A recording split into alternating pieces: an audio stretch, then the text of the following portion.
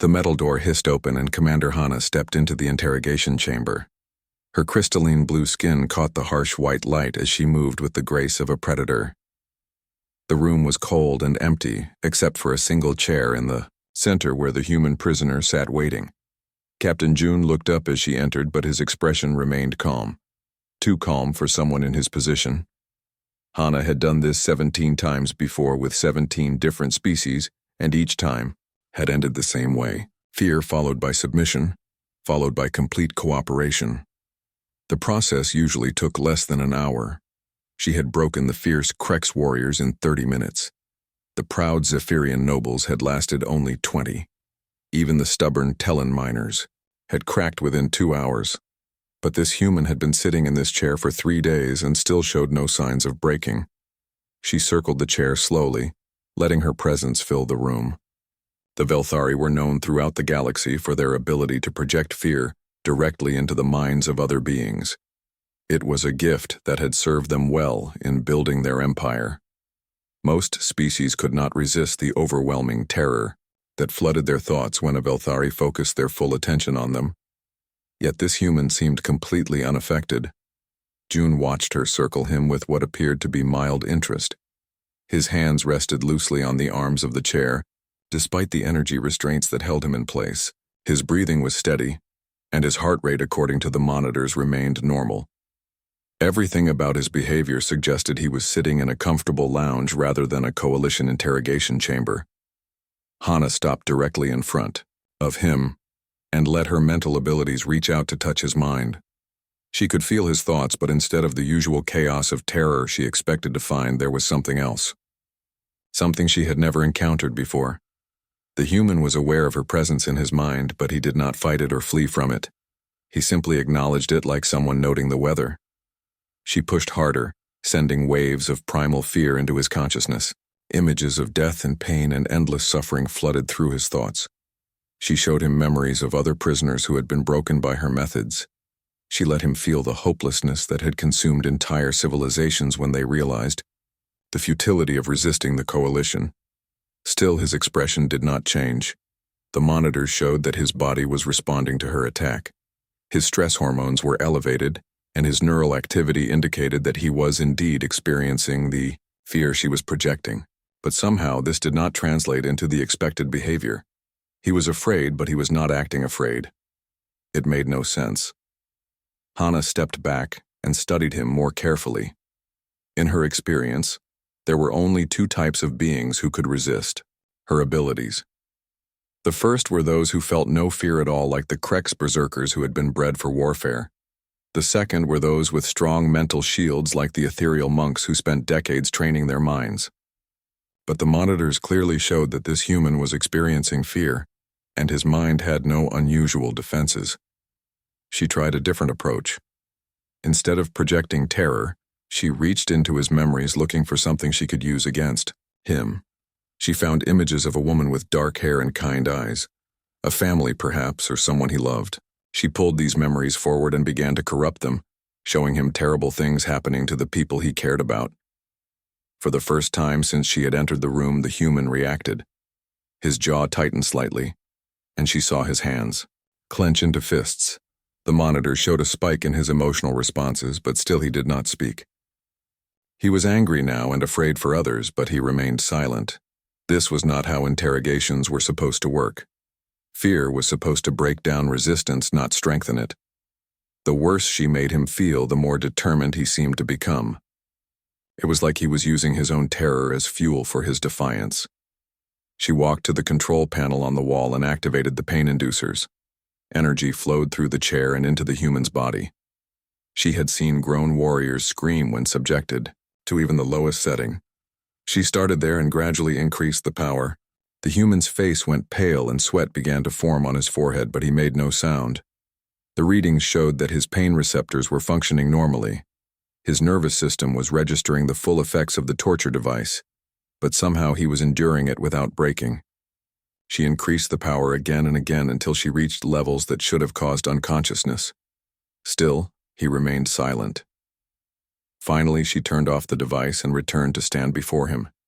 His breathing was labored now, and she could see the toll the pain had taken on his body, but his eyes remained clear and focused. There was something in those eyes that she had never seen before in any of her previous interrogations. It was not defiance or anger or even hatred. It was something deeper and more unsettling.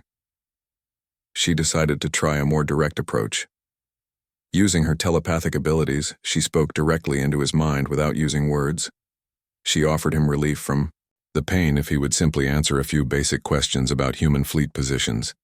She promised him better treatment and eventual release if he would cooperate. She even suggested that his compliance might save the lives of other human prisoners. The human listened to her offers without responding. When she finished, he looked directly at her and spoke for the first time since she had entered the room. His voice was quiet but steady despite everything she had put him through. "Are you finished yet?" he asked. "Because I have been sitting here for 3 days and I was starting to think you people did not know how to run a proper interrogation." The casual tone of his response caught her off guard. She had just subjected him to psychological torture and physical pain that would have broken most beings, and he was speaking to her like they were having a normal conversation. It was impossible. She decided to abandon subtlety entirely and focus her full power on him. This was something she rarely did because it could permanently damage a prisoner's mind, but she needed to understand what made this human different. She gathered all of her mental energy and hurled it at his consciousness like a weapon. The force of her attack should have shattered his sanity. She had used this technique only twice before, and both times it had left the target in a permanent catatonic state. But the human weathered the assault with the same calm determination he had shown throughout their encounter. When it was over, he looked at her with what might have been sympathy. "You are trying very hard," he said, "but you are going about this all wrong." Hana felt something she had not experienced in many years. She was confused and frustrated and beginning to doubt her own abilities. This human should have been begging for mercy by now, but instead he seemed almost bored by her efforts. She had to know what made him different from every other being she had encountered. "Why are you not afraid, human?" she demanded. "Every other species breaks under this kind of pressure, but you sit there like nothing is happening. What makes you think you are stronger than warriors who have fought in 100 battles?" The human was quiet for a moment, as if considering his answer carefully. When he spoke, his words sent a chill through her that had nothing to do with her telepathic abilities. "I am afraid," he said simply. "I am terrified, actually. The difference is we do it anyway." Hana stared at him, trying to process what he had just told her. He was afraid, but he was acting despite that fear, not because he had overcome it. This was something completely outside her understanding of how intelligent beings were supposed to behave. Fear was supposed to control behavior, not coexist with defiance. She left the interrogation chamber with more questions than answers. The human remained in his chair, looking as calm as ever while she struggled to understand what she had just witnessed. In all her years of breaking prisoners, she had never encountered anything like this. The implications of what he had told her were disturbing in ways she could not yet fully comprehend. As the door sealed behind her, she realized that everything the Coalition thought they knew about humans might be wrong. They were not dealing with a fearless species as they had assumed. They were dealing with something far more dangerous. A species that felt fear just like everyone else but had somehow learned to function despite it. And if that was true, then this war was going to be much different than anyone had expected. Commander Hana could not sleep that night. The human's words kept echoing in her mind like a puzzle she could not solve. She had interrogated hundreds of prisoners from dozens of species, but none had ever responded the way Captain June had. His claim that he was afraid but acted anyway seemed impossible, yet she had witnessed it with her own eyes. She made her way through the corridors of the Coalition flagship toward the research section. If anyone could help her understand what she had encountered, it would be Dr. Sora. The Velthari xenopsychologist had spent decades studying the behavior patterns of different species and had helped develop many of the Coalition's interrogation techniques. Dr. Sora was in her laboratory reviewing data streams when Hana arrived. The older woman looked up from her screens with curiosity as Hana explained what had happened during the interrogation. As she described the human's resistance to her abilities and his strange final statement, Dr. Sora's expression grew more and more troubled. "Show me the recordings," Dr. Sora said when Hana finished her account. "I need to see this for myself." They moved to the main display screen and pulled up the surveillance footage from the interrogation chamber. Hana watched Dr. Sora's face as they reviewed the session. The xenopsychologist said nothing, but her frown deepened with each passing minute. When they reached the human's final statement, she replayed it several times. "The biometric readings are definitely showing fear responses," Dr. Sora said finally. "Look at these stress hormone levels and neural activity patterns. This human was experiencing significant terror throughout the entire interrogation, but his behavior does not match what we would expect from a frightened being." She pulled up comparison data from previous interrogations of other species. The contrast was stark. When other prisoners showed similar biological markers of fear, their behavior became erratic and submissive. They begged and pleaded and offered information in exchange for relief. But the human had remained calm and defiant even while his body was screaming with terror. "I do not understand it," Hana admitted. "How can someone be afraid and brave at the same time? It goes against everything we know about survival instincts." Dr. Sora was already accessing the Coalition's database of human encounters. She had been studying humanity since first contact 3 years ago, but most of her research had focused on their technology and military capabilities rather than their psychology. Now she realized that might have been a critical oversight. "Let me pull up some combat footage from recent battles," she said. "If this behavior pattern extends beyond your interrogation room, it could explain a lot about why this war has been more difficult than expected."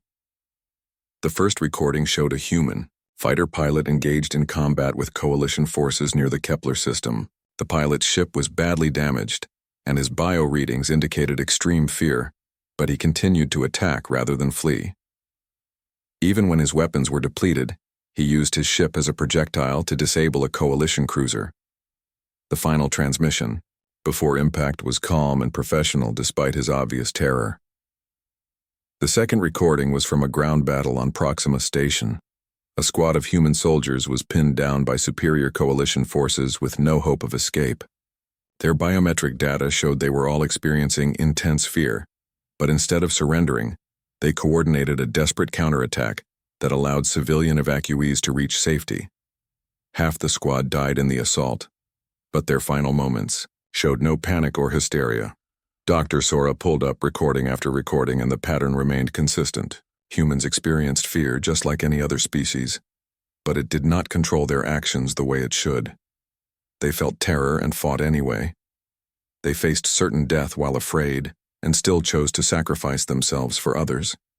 It was completely contrary to every model of behavior the Coalition had developed. "This is impossible," Dr. Sora muttered as she analyzed the data. "Fear is supposed to trigger either fight or flight responses. Species that fight do so because they feel no fear or because they have overcome it through training or conditioning. Species that flee do so because fear overwhelms their other instincts. But humans seem to be afraid and fight simultaneously." She brought up a detailed analysis of human biology that the Coalition had compiled during the early days of the war. Humans had standard fear responses built into their nervous systems just like every other sentient species. Their brains showed the same patterns of activity when threatened. Their bodies produced the same stress chemicals. There was nothing unusual about their physiology that could explain their strange behavior. "Maybe it is cultural," Hana suggested. "Perhaps they have developed social conditioning that allows them to ignore their natural instincts." Dr. Sora shook her head. "I considered that, but look at these examples. We have humans from dozens of different worlds and cultures all exhibiting the same behavior. Some grew up in peaceful colonies that had never seen warfare. Others came from military families with generations of combat experience. The pattern holds across all demographics." They spent hours reviewing data and analyzing recordings, but the more they learned, the more confusing it became. Human behavior simply did not fit any of the established models for how intelligent beings were supposed to respond to danger. They were an evolutionary paradox that should not have been able to survive long enough to develop spaceflight. "Wait," Dr. Sora said suddenly. "Pull up the recording of Lieutenant Hyun from the battle at Centauri Station." Hana found the file and displayed it on the main screen. Lieutenant Hyun had been a young pilot barely out of the academy when the Coalition attacked the station.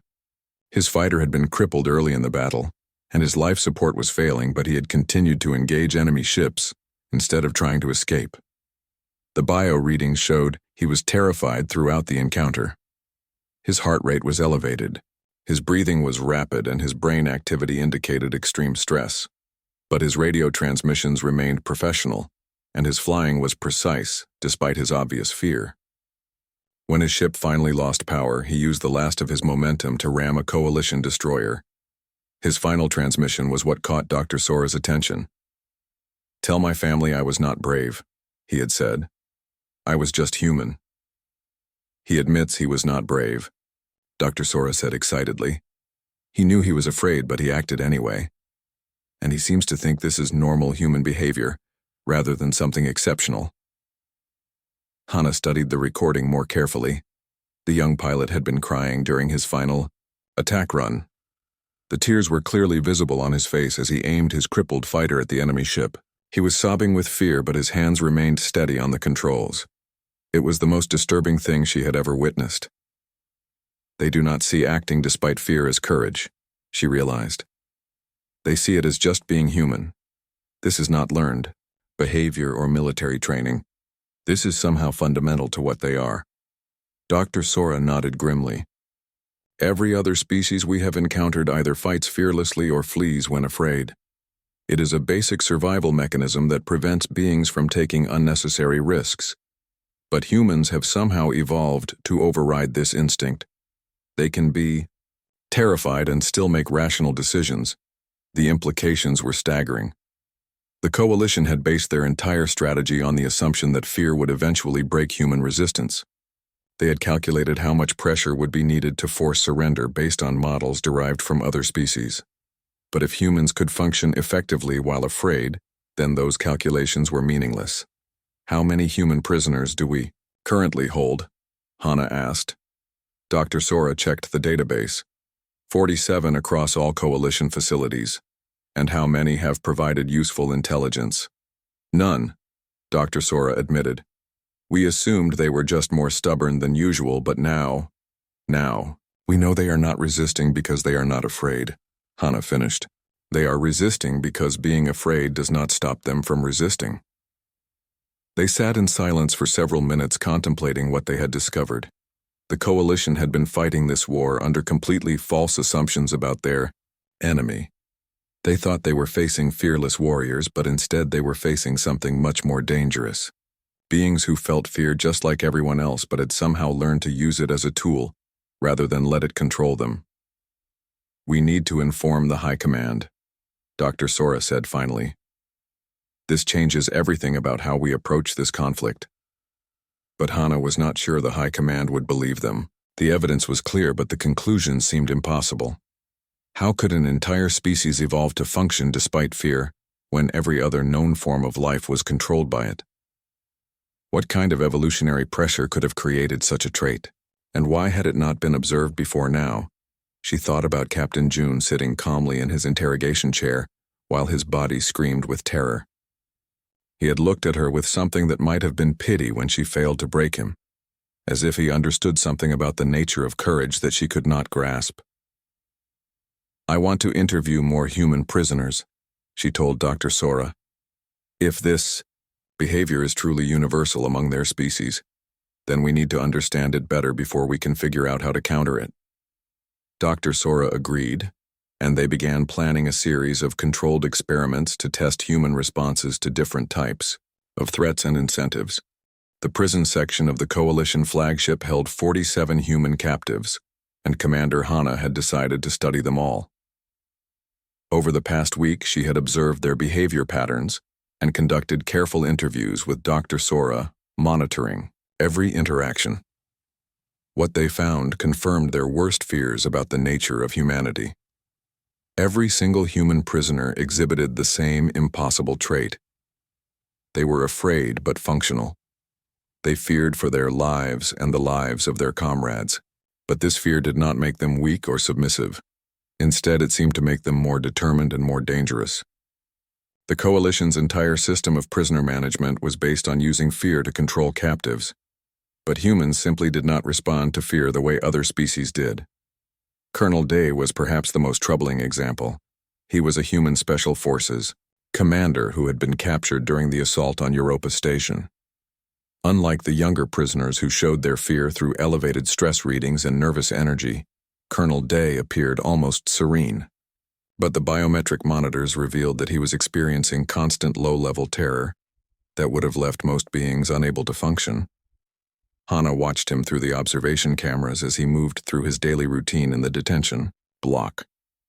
He exercised regularly, spoke quietly with other prisoners, and maintained perfect discipline despite being held in an enemy facility. His medical readings showed that his body was under tremendous stress, but his behavior suggested he was completely at ease. "He has been planning something," Dr. Sora warned as they reviewed the surveillance footage. "Look at these interaction patterns with the other prisoners. He is coordinating some kind of group activity." Hana studied the recordings more carefully.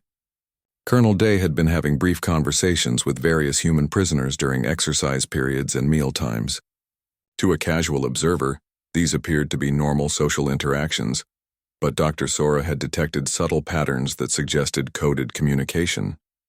"They are planning an escape attempt," Hana realized. "But they know it is hopeless. The bio readings show they are all terrified of what will happen if they are caught."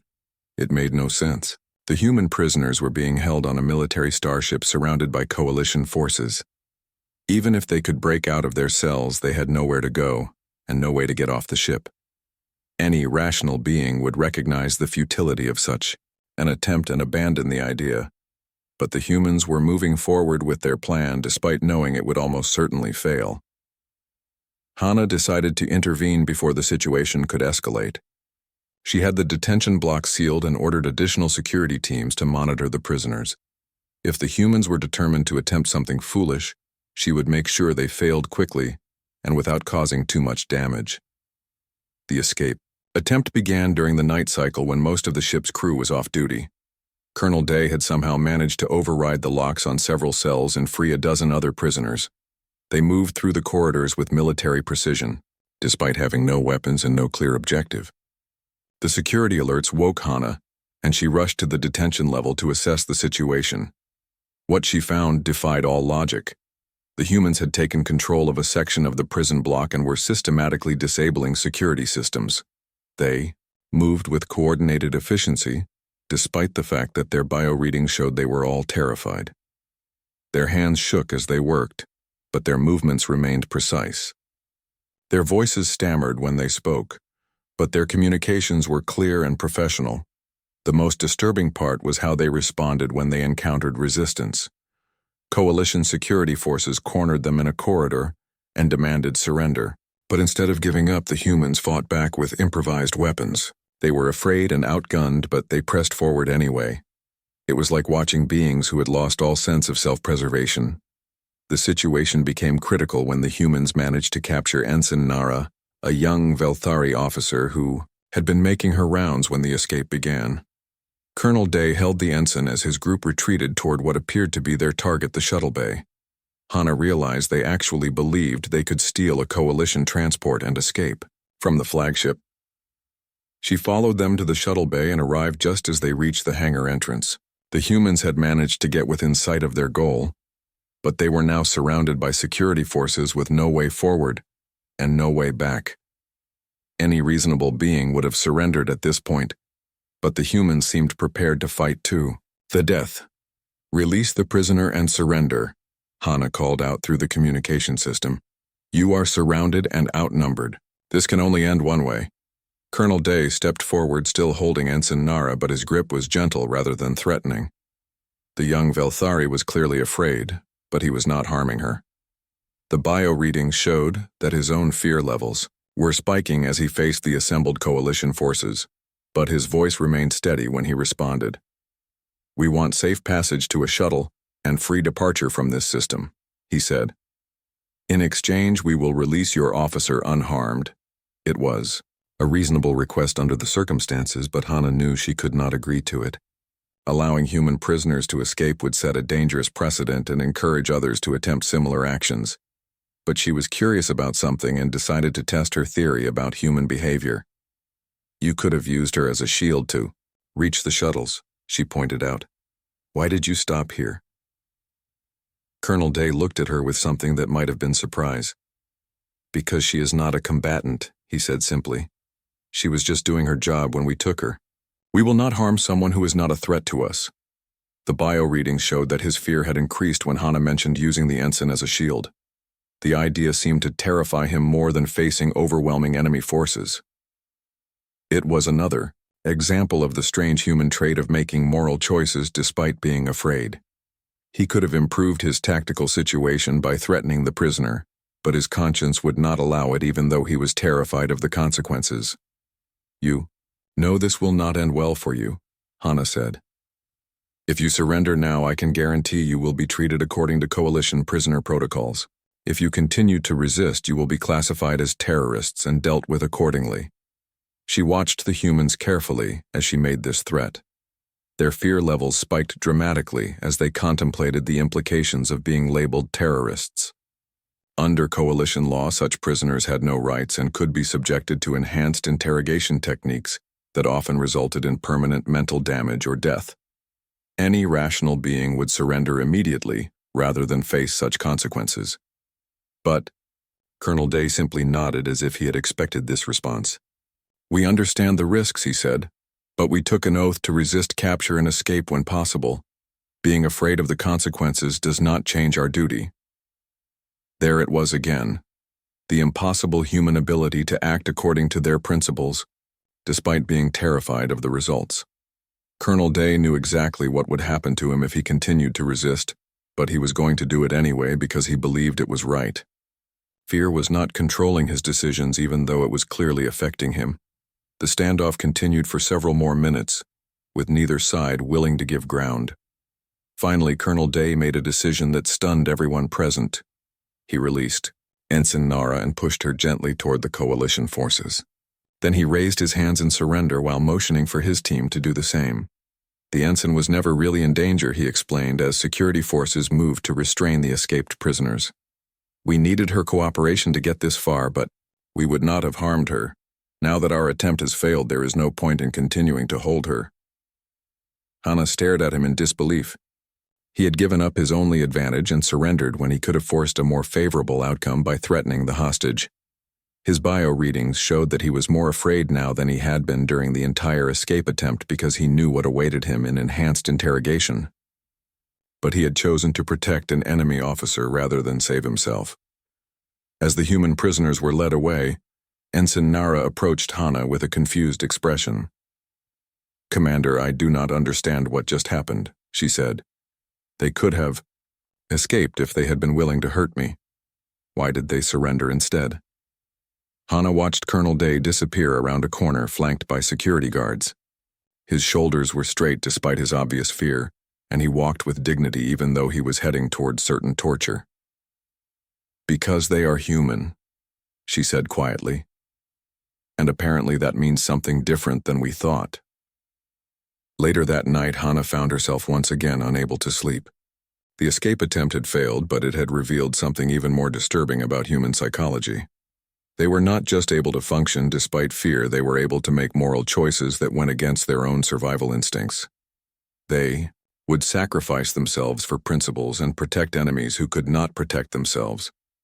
She realized that the coalition had been approaching this war all wrong. They had assumed that sufficient pressure would eventually break human resistance, but humans did not break the way other species did. Fear did not make them weak or compliant. Instead, it seemed to clarify their thinking and strengthen their resolve. The message from Coalition Intelligence arrived during the morning shift and changed everything.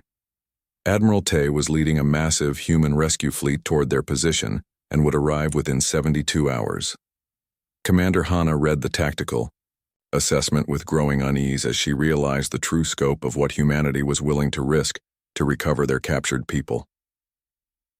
The rescue fleet consisted of over 200 ships, including several of humanity's most advanced dreadnoughts.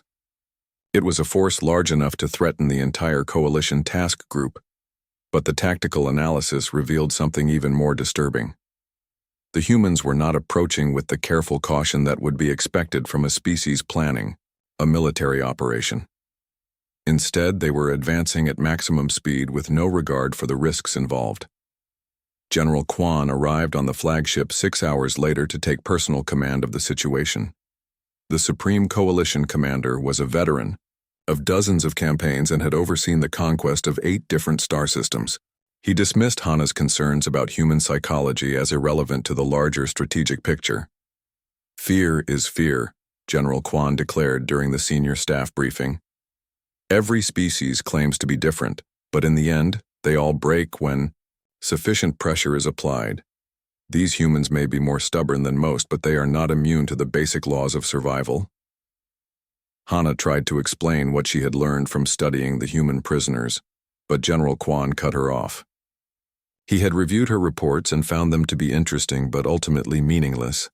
Academic theories about alien psychology were less important than proven military tactics and overwhelming firepower.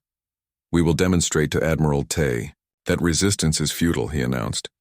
"When he sees what happens to prisoners who attempt to escape, he will understand that cooperation is his only option." The general's plan was simple and brutal. He would subject the human prisoners to enhanced interrogation techniques while broadcasting the sessions to the approaching rescue fleet. When the humans saw their comrades being tortured, they would be forced to surrender or watch their people suffer. It was a strategy that had worked against every other species the Coalition had encountered. Hana felt sick as she watched the preparations being made. Enhanced interrogation was designed to break not just the will of the subject but also the morale of anyone who witnessed it.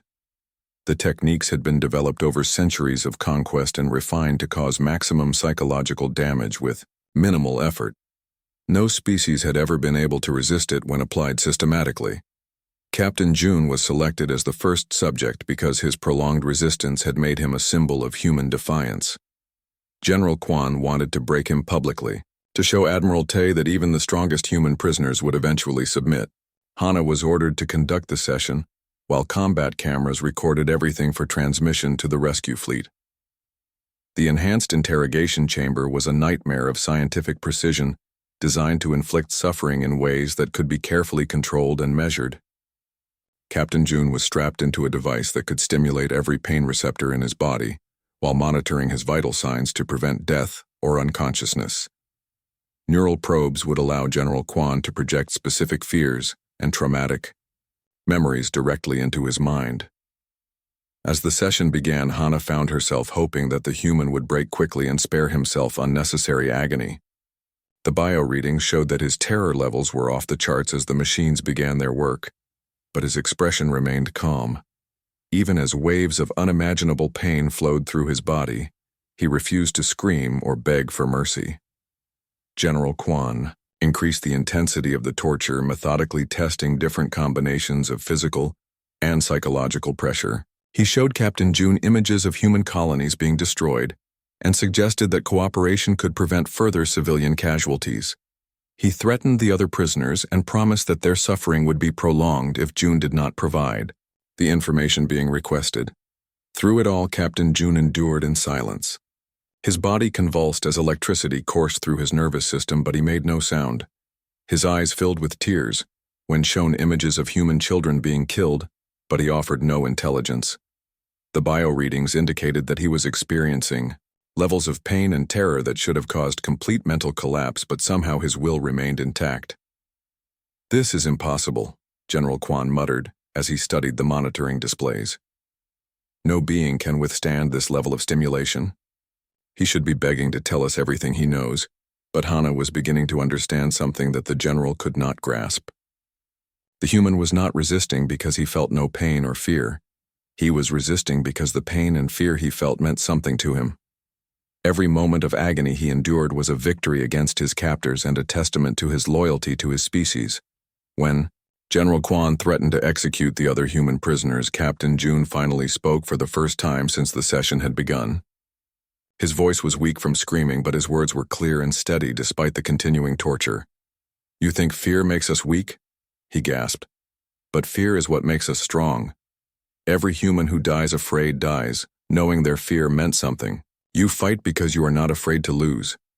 We fight because we are afraid to lose, and that makes all the difference." The words hit Hana like a physical blow. as she finally understood the fundamental truth about humanity. They were not brave because they felt no fear. They were brave because they felt fear and chose to act despite it. Their terror was not a weakness to be overcome but a strength to be channeled. They were most dangerous not when they felt safe, but when they were afraid and had something to protect. General Quan increased the torture to maximum levels, but Captain June had said everything he intended to say. He endured the remaining session in silence while his bio readings showed that his mind was somehow remaining intact, despite unimaginable suffering. When it finally ended, he looked at Hana with eyes that held no hatred or anger, only a kind of sad understanding. The transmission was sent to Admiral Tay's fleet with a demand for immediate surrender. General Quan expected the human commander to capitulate when he saw what awaited his people, if they continued to resist. But the response that came back 12 hours later was not what anyone had anticipated. "We have received your transmission," Admiral Tay's message began. "We mourn for Captain June's suffering and honor his sacrifice. His courage in the face of torture has only strengthened our resolve. We will arrive in 60 hours to retrieve our people. Any further harm inflicted upon them will be answered in kind." The rescue fleet had not slowed down or changed course after witnessing the torture session. If anything, they seemed to be moving faster, as if the sight of their comrades' suffering had made them more determined rather than more cautious. It was exactly the opposite of how any rational species should have responded to such a demonstration. Hana realized that General Quan had made a critical error in his understanding of human psychology. He had assumed that showing them their worst fears would make them submit, but instead it had confirmed their belief that surrender was not an option. They would rather die fighting than live knowing they had abandoned their people to such a fate. The tactical reports confirmed her analysis. The human fleet was approaching in a formation that suggested they were prepared for a costly frontal assault. They were not trying to negotiate or find a clever solution that would minimize casualties. They were coming to fight regardless of the odds because they believed their people were worth any sacrifice. "Sir," Hana said carefully to General Quan, "I recommend we begin evacuation procedures and prepare to withdraw from this system." The general stared at her in disbelief. "We outnumber them and have superior positioning. Why would we retreat from an inferior force because they are not inferior?" she replied. "They are afraid of losing their people, and that makes them more dangerous than any fearless army. We cannot defeat an enemy that grows stronger when threatened and more determined when afraid." But General Quan refused to listen to her warnings. He was convinced that one more demonstration of coalition power would force the humans to see reason. He ordered the execution of 10 human prisoners and transmitted the recordings to Admiral Tay with a final ultimatum. Either the rescue fleet would surrender immediately, or all remaining prisoners would be killed. The response came within minutes, and consisted of only 2 words that sent a chill through every coalition officer who heard them. "We understand," Admiral Tay replied. And then the human fleet increased speed again, racing toward what everyone knew would be a devastating battle. Hana understood now why this war had been different from all the others. The coalition had been fighting an enemy that did not behave according to any known rules of engagement. Humans became more dangerous when afraid and more determined when threatened. They would sacrifice everything to protect their people, not because they felt no fear, but because their fear gave meaning to their sacrifice. As she watched the approaching fleet on the tactical displays, she realized that General Quan's torture sessions had accomplished exactly the opposite of what he intended. Instead of breaking human resistance, he had shown them what they were fighting against. The human fleet arrived exactly when Admiral Tay had promised, and the battle that followed was unlike anything in coalition military history. Commander Hana watched from the bridge as 200 human ships engaged the larger coalition force, with a ferocity that defied all tactical understanding. The humans fought as if they were not afraid of death, but their biotransmissions told a different story entirely. Every human crew member was terrified. Their stress readings were off the charts as they faced superior numbers and firepower, but this terror did not make them hesitant or cautious. Instead, it seemed to drive them forward with desperate determination. They accepted casualties that would have broken the morale of any other species, and continued pressing their attack even when victory seemed impossible. Captain Yoon led the boarding parties that somehow managed to breach the coalition flagship's defenses. Hana watched through security cameras as human soldiers moved through the corridors with military precision, despite bio-readings that showed they were all experiencing extreme fear. Their hands shook as they fired their weapons, but their aim remained true. Their voices cracked when they shouted orders, but their coordination never faltered. The most disturbing aspect was how they responded to coalition resistance. When they encountered heavy opposition that should have forced them to retreat, the humans instead became more aggressive. It was as if danger activated something in their psychology that made them more effective rather than less. They fought like beings who had nothing left to lose, even though they clearly had everything to lose. General Quan tried to use the remaining human prisoners as bargaining chips, but this strategy backfired spectacularly. When he threatened to execute hostages unless the boarding parties withdrew, Captain Yoon's response was immediate and uncompromising. The humans began targeting life, support systems, and ship functions rather than just military targets. They were prepared to destroy the entire vessel rather than allow their people to be used as leverage. The battle raged for 6 hours before General Quan finally realized that victory was impossible. The coalition forces had superior technology and numbers, but they were fighting an enemy that became more dangerous as the situation grew more desperate. Every threat made the humans more determined, and every loss made them more willing to take risks that no rational being would consider. When General Quan was finally captured during the human assault on the command center, Hana found herself witnessing another example of the strange human approach to warfare. Commander Sung, who led the final assault, was clearly nervous as he took the coalition general prisoner. His bio readings showed elevated stress and his hands trembled slightly as he secured the area, but his voice remained professional when he spoke. "General Quan, you are now a prisoner of the Earth Defense Force," he announced. "You will be treated according to galactic conventions regarding prisoners of war, despite the fact that you have not extended the same courtesy to our people." The human commander was obviously afraid of what General Quan might do if he escaped, or how the coalition might retaliate for his capture. But he still offered protections that had been denied to human prisoners. It was another example of their ability to make moral choices despite being afraid of the consequences. General Quan stared at Commander Sung with obvious confusion. "Are you not afraid we will escape and continue this war?" he demanded. "Your species cannot possibly believe you can defeat the entire coalition." Commander Sung nodded without hesitation. "We are terrified," he admitted freely. "But we will do what is right anyway. That is what makes us human." There it was again. The simple statement that had started Hana's journey into understanding human psychology. They were afraid, but they acted according to their principles anyway. Fear did not control their decisions even when those decisions went against their own survival instincts. As the surviving coalition forces were evacuated and the human prisoners were freed, Hana found herself face to face with Captain June once again.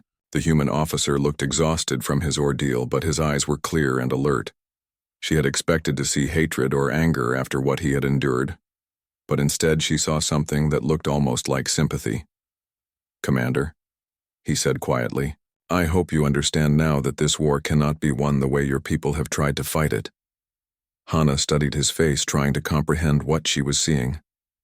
This being had been tortured for hours while she watched and done nothing to help him, yet he showed no desire for revenge. His bio readings indicated that he was still afraid of her and what she represented, but he was treating her with the same professional courtesy he would show any other officer. "I am beginning to understand," she replied carefully. "Your species does not respond to fear the way others do. You feel it, but you do not let it control you." Captain June shook his head.